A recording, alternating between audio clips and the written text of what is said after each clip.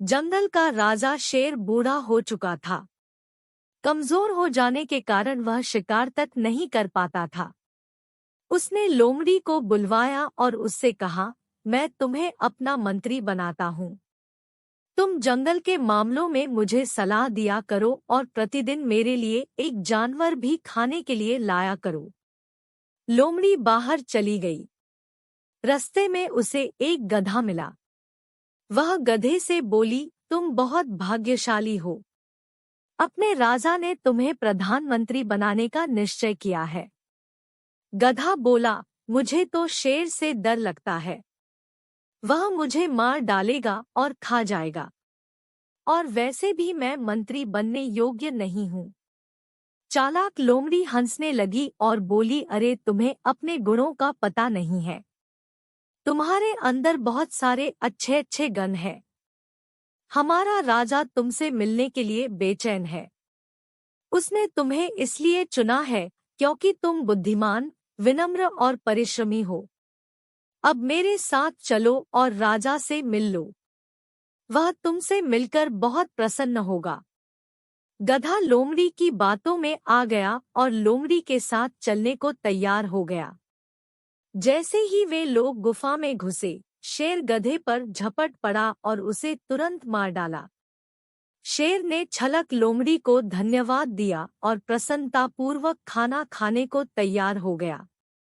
जैसे ही शेर भोजन करने को हुआ, वैसे ही लोमड़ी बोल पड़ी, महाराज, मैं जानती हूँ कि आप बहुत भूखे हैं और आपके भोजन का समय भी हो चुका है, लेकिन राजा को तो नहा धोकर भोजन करना चाहिए। शेर को यह बात पसंद आई। वह बोला, तुम सही कहती हो। मैं अभी जाकर नहा के आता हूँ। तुम मेरे भोजन पर निगाह रखना। लोमड़ी चुपचाप बैठी शेर के भोजन को देखने लगी। उसे भी बहुत भूख लगी थी। उसने अपने आप से कहा, सारी मेहनत तो मैंने की है। मांस के सबसे अच्छे हिस्से पर तो मेरा ही हक बनता है। ऐसा सोचकर उसने गधे का सर खोल डाला और उसका दिमाग खा गई।